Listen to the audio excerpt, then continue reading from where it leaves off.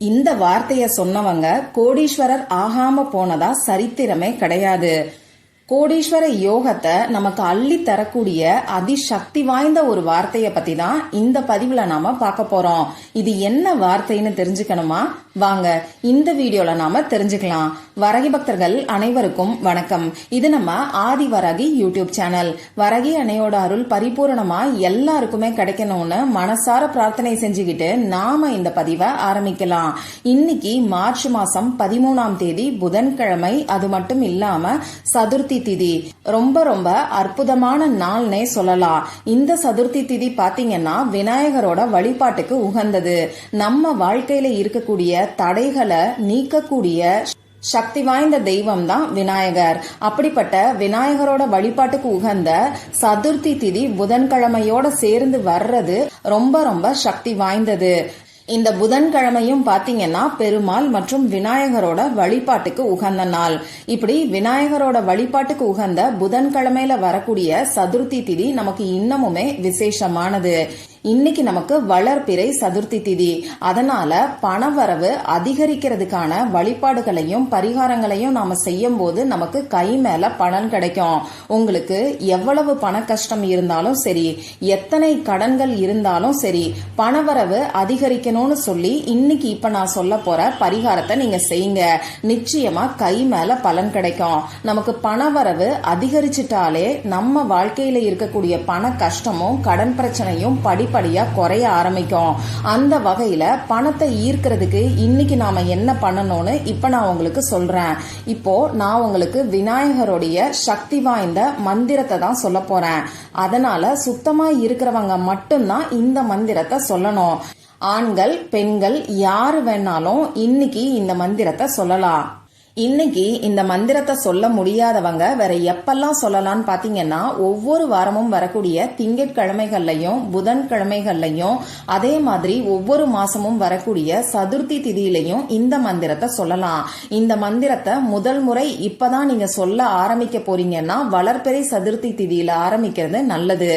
ஏன்னா பணவரவு அதிகரிக்கிறதுக்கான மந்திரத்தை தான் நாம சொல்ல போறோம். சரி, இப்போ இன்னைக்கு இந்த மந்திரத்தை சொல்ல முடியாதவங்க வேற என்ன பண்ணலாங்கிறதையும் இந்த வீடியோலயே நான் உங்களுக்கு சொல்றேன். அதனால வீடியோவை கொஞ்சம் கவனமா பாருங்க. முதல்ல இன்னைக்கு செய்ய வேண்டிய வழிபாடு, அதாவது விநாயகருக்குரிய சக்தி வாய்ந்த மந்திரத்தை நாம தெரிஞ்சுக்கலாம். இந்த மந்திரத்தை இன்னைக்கு எந்த நேரத்துல சொல்லலாம்னு பாத்தீங்கன்னா, சாயங்காலம் 5 மணிக்கு மேல நைட்டு 8 மணிக்குள்ள இருக்கக்கூடிய இடைப்பட்ட நேரத்துல இந்த மந்திரத்தை நீங்க சொல்லலாம். பெண்களுக்கு மாதவிடாய் சமயமா இருந்தா இந்த மந்திரத்தை சொல்ல வேண்டாம். இன்னைக்கு நீங்க அசைவம் சாப்பிட்டு இருந்தாலும் இந்த மந்திரத்தை சொல்ல வேண்டாம். பிறப்பு தீட்டு இறப்பு தீட்டு இருக்கிறவங்களும் இந்த மந்திரத்தை இன்னைக்கு சொல்ல வேண்டாம். இப்போ இந்த மந்திரத்தை கோவில்ல இருந்தும் நீங்க சொல்லலாம், உங்க வீட்டுல இருந்தும் நீங்க சொல்லலாம். இது உங்க விருப்பம்தான். இப்ப நான் சொன்ன குறிப்பிட்ட நேரத்துல உங்க பூஜை அறைய ரெடி பண்ணி வச்சுக்கோங்க. உங்க பூஜை அறையில எப்பயும் ஏத்தி வைக்கக்கூடிய விளக்க ஏத்தி வச்சுக்கோங்க. உங்க பூஜை அறைக்கு முன்னாடி ஏதாவது ஒரு விரிப்பையோ மனை பலகையோ சேரையோ போட்டு உட்கார்ந்துக்கோங்க. நீங்க கோவில்ல உட்கார்ந்து இந்த மந்திரத்தை சொல்றீங்கன்னா விரிப்பு விரிச்சு உட்கார்ந்து சொல்லணுங்கிற அவசியம் கிடையாது. முதல்ல பிள்ளையார் குட்டி தோப்புக்கரணத்தை போட்டுட்டு விநாயகர் கிட்டையும் உங்க குலதெய்வத்துக்கிட்டையும் மனசார பிரார்த்தனை செஞ்சுக்கோங்க. உங்களுக்கு பணவரவு அதிகரிக்கணும்னு பிரார்த்தனை செஞ்சுக்கோங்க. நான் முன்னாடியே சொன்ன மாதிரி இந்த டைம்ல பண கஷ்டத்தை நீங்க சொல்ல வேண்டாம். சரி, இதுக்கப்புறமா இப்ப நான் உங்களுக்கு ஸ்கிரீன்ல கொடுத்திருக்கக்கூடிய மந்திரத்தை 27 முறை நீங்க சொல்லுங்க. இந்த மந்திரத்தை உங்களால முடியும்னா நீங்க 108 முறை சொல்லலாம். எளிமையா 2 லைன்ல இருக்கக்கூடிய மந்திரத்தை தான் நான் உங்களுக்கு சொல்ல போறேன். அதனால 108 முறை சொல்றதுக்கு நமக்கு 15 நிமிஷம் தான் ஆகும். உங்களால முடியும்னா 108 முறை சொல்றது நல்லது. இப்படி இந்த மந்திரத்தை சொல்றதுக்கு முன்னாடி உங்க வாயில ஒரே ஒரு ஏலக்காய ஓரமா அடக்கி வச்சுக்கோங்க. அந்த மந்திரம் என்னங்கறத நானும் உங்களுக்கு இப்ப சொல்லி காமிக்கிறேன். ஓம் ஸ்ரீம் கம் சௌமியாய கணபதையே வரவரத சர்வ ஜனமே வசமானய ஸ்வாஹா. ஓம் ஸ்ரீம் கம் சௌமியாய கணபதையே வரவரத சர்வ ஜனமே வசமானய ஸ்வாஹா. ஓம் ஸ்ரீம் கம் சௌமியாய கணபதையே வரவரத சர்வ ஜனமே வசமானய ஸ்வாஹா. இந்த மந்திரத்தை லக்ஷ்மி கணபதி மந்திரம்னு சொல்லுவாங்க. விநாயகருக்கு மொத்தமா 52 வடிவங்கள் இருக்கு. அதுல ஒரு வடிவம் தான் லக்ஷ்மி கணபதி. அந்த வகையில லக்ஷ்மி கணபதி மந்திரத்தை நம்ம தொடர்ந்து சொல்லும் போது நிச்சயமா நமக்கு கோடீஸ்வர யோகம் உண்டாகும். சரி, இப்போ இந்த மந்திரத்தை இன்னைக்கு ஒரு நாள் மட்டும் சொன்னா போதுமானு சொல்லி ஒரு சிலருக்கு சந்தேகம் வரும். இந்த மந்திரத்தை நீங்க எந்த அளவுக்கு சொல்லிக்கிட்டே இருக்கீங்களோ அந்த அளவுக்கு உங்களுக்கு நல்ல பலன்கள் கிடைக்கும். உங்களால முடியும்னா நீங்க டெய்லியும் 27 முறை சொல்லுங்க. அப்படி என்னால டெய்லி சொல்ல முடியாதுன்னு நினைக்கிறவங்க இப்ப நான் சொன்ன மாதிரி திங்கட்கிழமைகள்லையும் புதன்கிழமைகள்லையும் சதுர்த்தி திதி வரக்கூடிய நாட்கள்லையும், அதாவது வளர்பிறை சதுர்த்தி திதி தேய்பிறை சதுர்த்தி திதியிலையும் தொடர்ந்து சொல்லலாம். ஆரம்பிக்கிறது மட்டும் வளர்பிறை சதுர்த்தி திதியில ஆரம்பிக்கிற மாதிரி பாத்துக்கோங்க. இன்னைக்கு நமக்கு வளர்பிறை சதுர்த்தி திதி தான். சரி, இப்படி இந்த மந்திரத்தை சொன்னதுக்கு அப்புறம் திரும்பியும் விநாயகர் கிட்ட ஒரு தடவை பிரார்த்தனை செஞ்சுக்கோங்க. உங்க வாயில இருக்கக்கூடிய ஏலக்காய என்ன பண்ணணும்னு பாத்தீங்கன்னா, முடிஞ்சவங்க அந்த ஏலக்காய மென்னு சாப்பிடுறதுக்கு பாருங்க.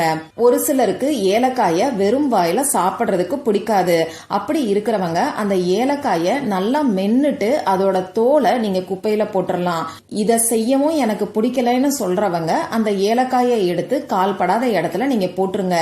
நாம ஏன் ஏலக்காய இந்த மாதிரி வாயில வச்சுக்கிட்டு மந்திரத்தை சொல்றோம் பாத்தீங்கன்னா, சாதாரணமா நாம மந்திரத்தை சொல்றத காட்டிலும் இந்த மாதிரி வாயில ஏலக்காய வச்சு சொல்லும் போது இந்த மந்திரத்தோட அதிர்வலைகள் நம்ம உடம்புக்குள்ள ரொம்ப நேரம் இருக்கும்.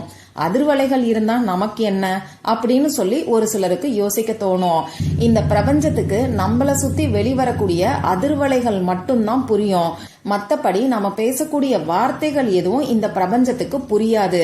இப்படி ஒரு மந்திரத்தை சாதாரணமா சொல்லும் போது அந்த அதிர்வலைகளை காட்டிலும் ஏலக்காய வாயில வச்சுக்கிட்டு நாம சொல்லும் போது அதனுடைய அதிர்வலைகள் நம்ம உடம்புல ரொம்ப நேரத்துக்கு இருக்கும்.